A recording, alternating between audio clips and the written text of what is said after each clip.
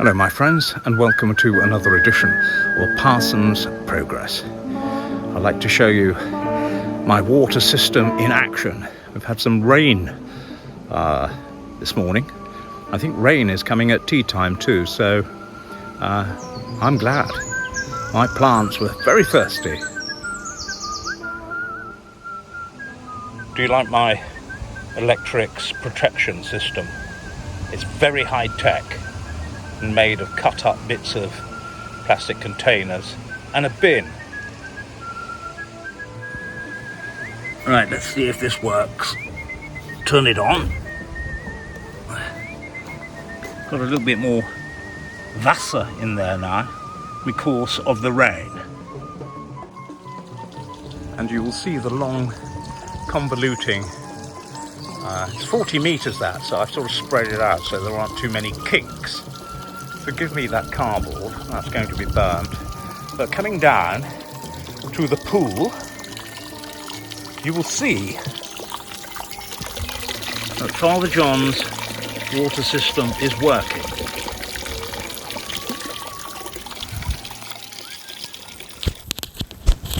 Hello my friends, I'm just sorting out my furry ball.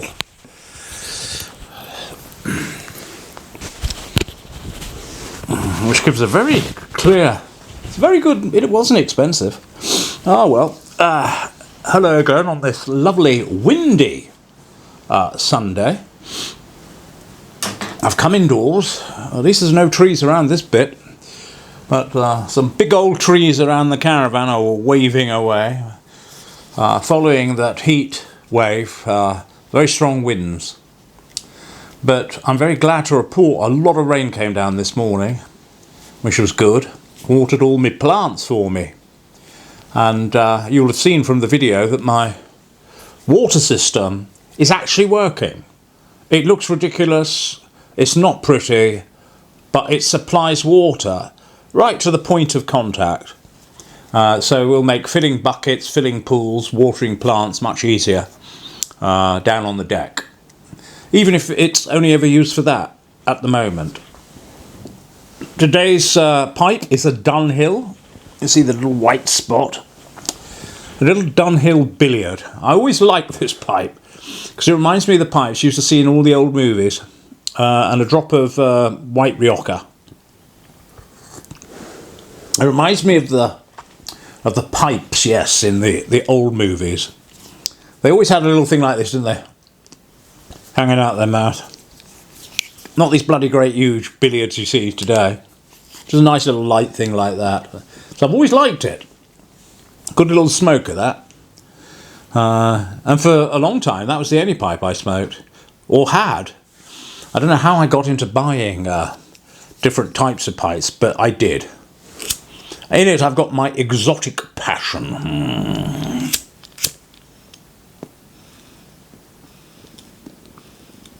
Nothing like a bit of exotic passion on a Sunday afternoon. And I've ordered more. Unsubscribe.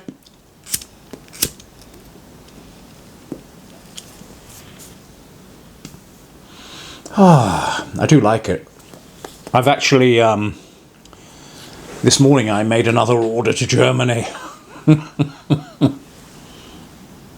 Am I smuggling Bibles into the Soviet bloc? I'm smuggling exotic passion into these great British Isles. I like it. So I've ordered some exotic passion. I never make big orders, and just in case it all gets impounded. I've ordered some exotic passion and a load of I might be rat trays, brown Cluny. I rather like that because there's a town, well, village really, big little town, large village called Clun, not far. Locals will know where I'm talking about.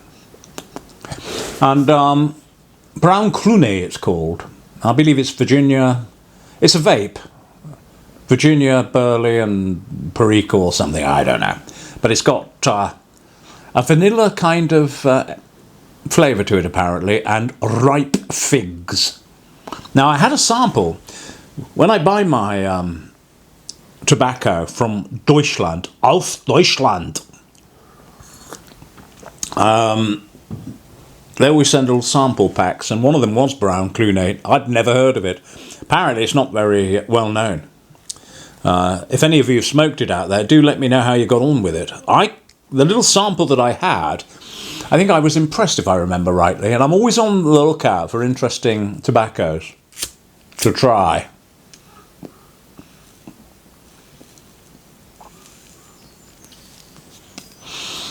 So I bought that, and they appear, this retailer appears to have got some different sorts of Pessi Canoe in. Now, as you know, I've tried the Pessi Canoe 40. I've tried the... No, I haven't. I've tried the Pessi Canoe 20. 20% Latakia. There is a 40% one, which I haven't tried. And I've tried the Oriental, which I very much liked. But they had a Pessi Canoe with a... Yes, maybe that's the thing. Maybe it wasn't the... Maybe it wasn't the brown clunate with the vanilla. It was the Pessi Canoe, that's right. Either way, I'll explain it all to you if it arrives. Third time lucky? I haven't bought any tobacco in this country for a while now. We'll see how we get on, eh? So anyway, that's what I did this morning while it was raining. I hope you liked the little video earlier, as much as I did filming it. There's something very satisfying, isn't there, about harvesting water and setting up things and taps and doing a bit of plumbing. And Monty's well. I've got him on a tiny, tiny, tiny amount of liver today. He eats tuna now with alacrity. And after this video, I must go and get some of my chicken out of the fridge, defrost it, and get that cut up. He loves that.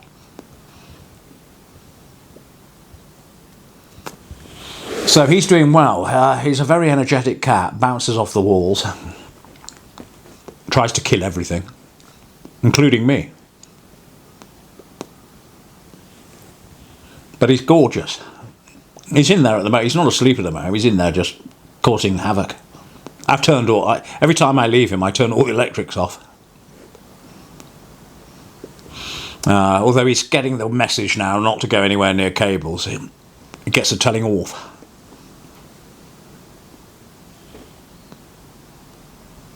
You know, I do like a Sunday.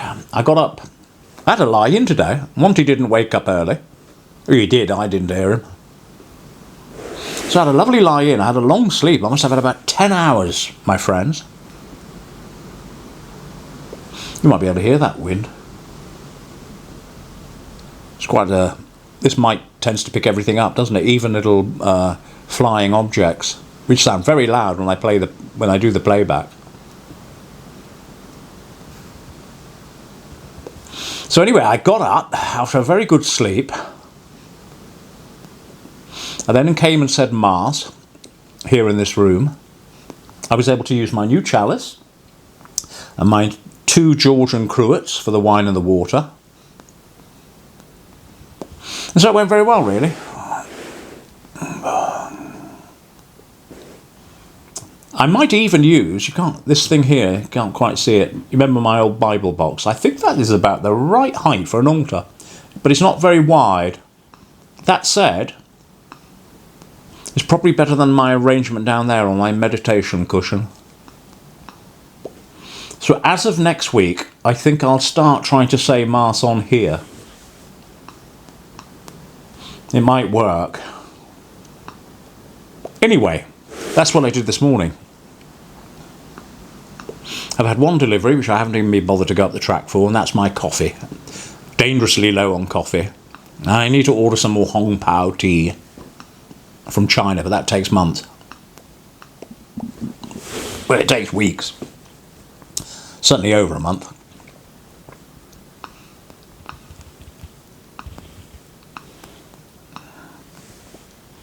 I hope you're enjoying your Sunday.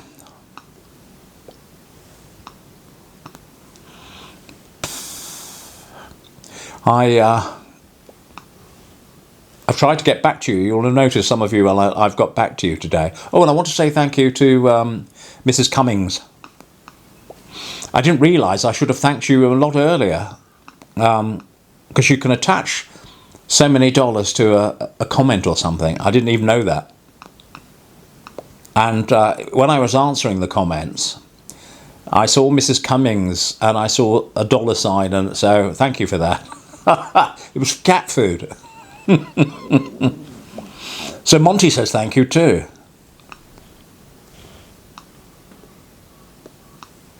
Today's readings at Holy Mass, of course, taken from the Missale Romanum. I have no idea what the modern New Order Mass readings were today. Were about the chap who ordered had a bit of a bash, bit of a dinner party, barbecue, and he sent out all the invites. It was a good gospel today, and everybody he sent an invite out to had an excuse not to come. At one point I thought of Richard Vobes, for the right reasons, not the wrong reasons. Do bear me out. Because the first chap said he couldn't come to the Barbie because he said he had a farm to go and look at. And I immediately thought of Richard, who's looking for a farm. And so that sort of made me chuckle. And then there was another chap who said, I can't come to your Barbie.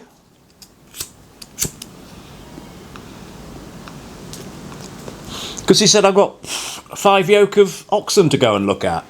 So he went to see a tractor. There you go.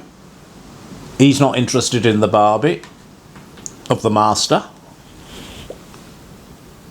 And the third bloke, he came up with a really pathetic excuse, or maybe it was the strongest excuse.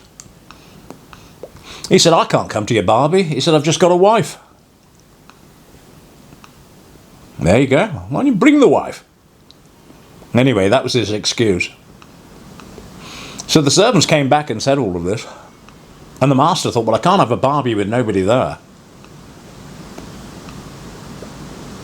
He says, go into the city and gather up all the poor, the crippled, the lame, get them to come.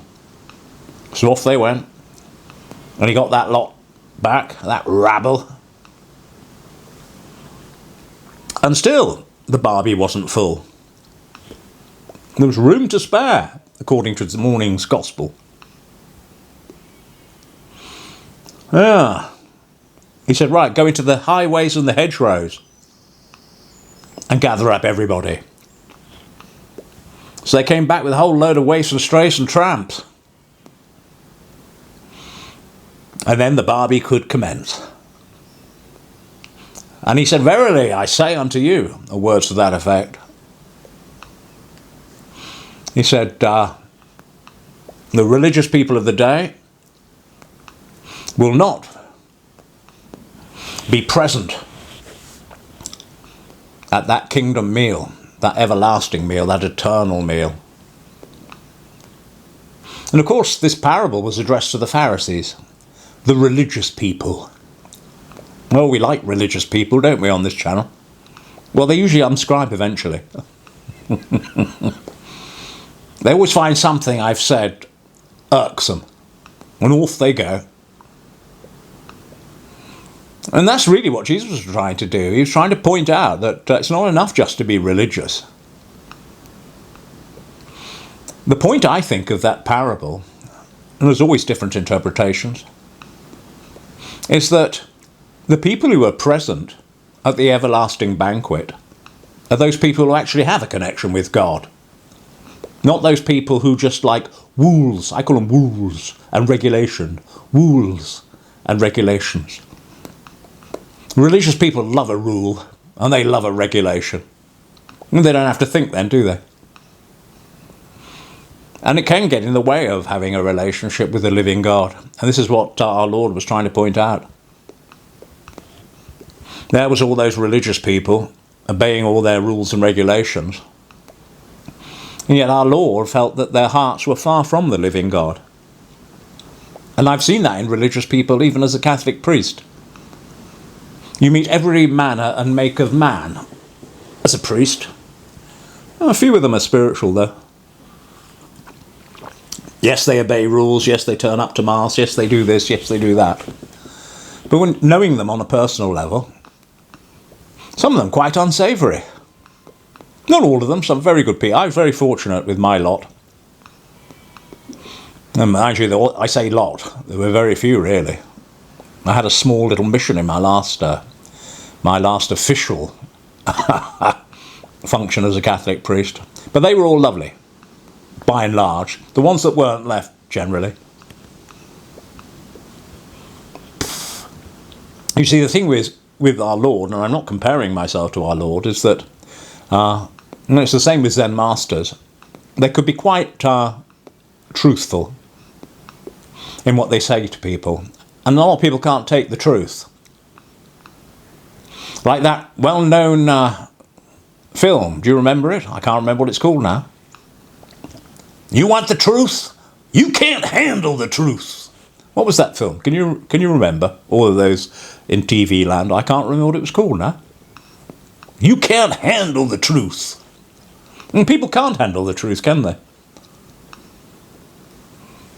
I must stop smoking so hungrily. I think it's nervous tension when I'm doing videos. Or maybe it's just all the time. I should just sip it, shouldn't I? Gently, really. I'm a bit of a hungry smoker on occasion. I should just take little sips like that just to keep it going, or even let it go out. Somebody was saying, why are you using your cricket lighter and not your Zippo? It's because I've got to put a new flint in the Zippo and I just haven't got round to it. I'll do that today, possibly.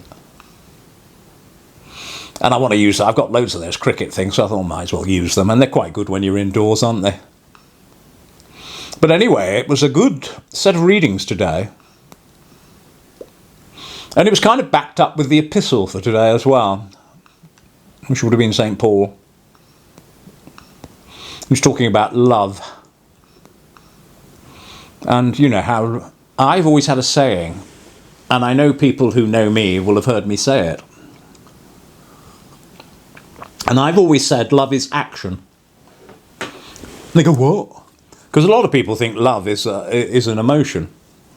I suppose to a certain extent it is, if you're talking about romantic love or filial love. There are different sorts of loves in the Greek, 4 different types. I won't bore you with what the 4 were. If this was a sermon in church, I probably would. But they had different words for love. We just have the word love, and it covers everything. From syrupy pop songs, to just loving your kids, to loving your brothers, or loving God. They all have different words in the Greek, but we just have the one word. But what I've always said to people is that love is action. And I was gratified to find St. Paul saying more or less the same thing today. He said love is not words, nor is it to be found in the tongue. It's what you do. Because words are like toothpaste, aren't they? They are cheap, often. Although I do believe that you should tell your loved ones that you do love them. But words alone are not enough, are they? You have to act out love.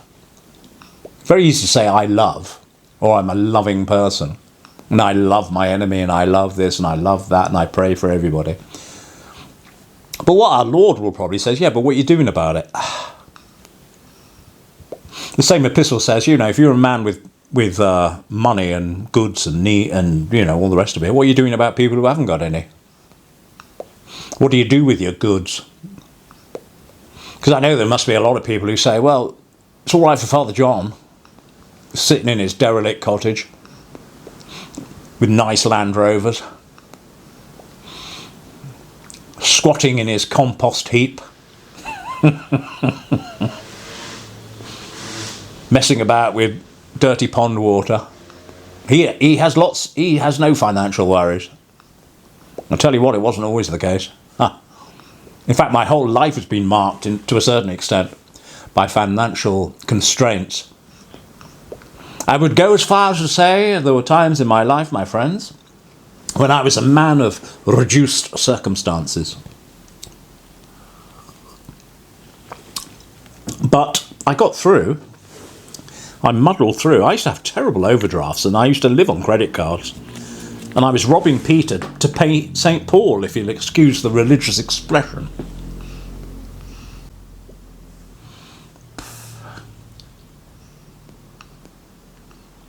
So it hasn't always been so. I know what it's like St. Paul said.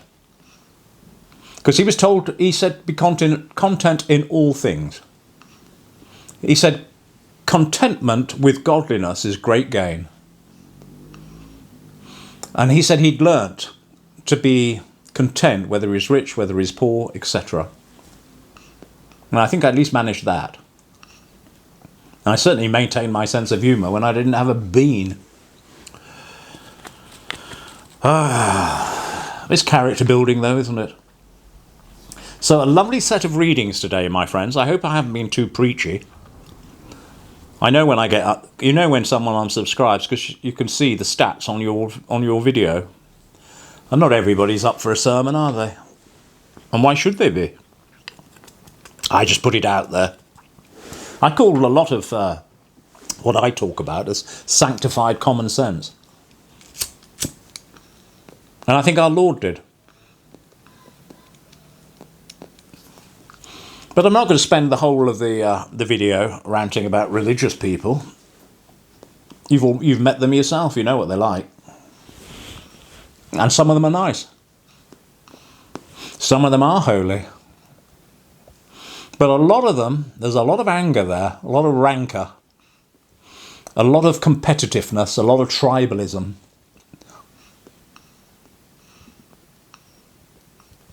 And they believe in protecting the tribe, which is one of the reasons why in the paedophile scandals they got away with so much, because the church was more interested in protecting the tribe.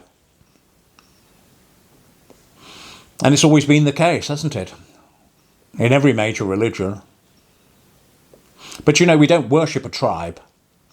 The tribe is only a collection of individuals. We don't worship them.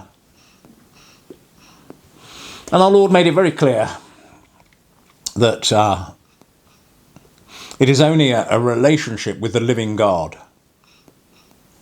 that matters. All the rest, forget it. Now, the church can lead you to that relationship. In fact, many people have never heard of the gospel without the church. So I'm not anti-church, and I'm not anti-Bible. In fact, I love the Bible in many respects.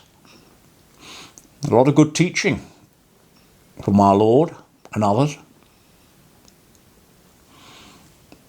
So it's been profitable in that way today, my friends. So I hope you get something from my little sermonette. I shan't say any more, spiritually. I think that's enough for you to digest today. Mark, learn, and inwardly digest, is what the Book of Common Prayer used to say. I think it was the fourth Sunday in Trinity, or was it Advent? That particular collect. A collect is a prayer. Mark, learn, and inwardly digest. So it's been a lovely day. Very relaxing, not a lot going on at the Hermitage. I'll finish this vid. I don't know what I'm going to eat tonight. I had some of my own lettuce today. Can you believe it? My own lettuce. I can't tell you what it tasted like because it was smothered in mayonnaise. Are there any comments I need to address? None really, just lots of lovely comments about Monty. Lots of lovely comments about getting on with the irrigation. There's not been any rancorous comments, apart from that one individual that I talked about yesterday. He wrote a spate of comments, and none of them actually connected to the other. The final one saying I should be worried about my algorithms. I couldn't care less about my bloody algorithms. I mean, you can imagine it. On the day of judgment, going to the pearly gates and St. Peter there. Ah, but what about your algorithms, Father T? Ah. Couldn't care less. But I do care about love, and I do care about holy religion, and I do care about God. And I care about you, my wee parish of misfits, the misshapen, the mavericks, the very people that our Lord invited to his supper party.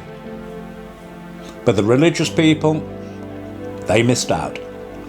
So on that note, my friends, I'm going to love you and leave you. This is Father John signing out. Do enjoy your Sunday evening, as I shall mine.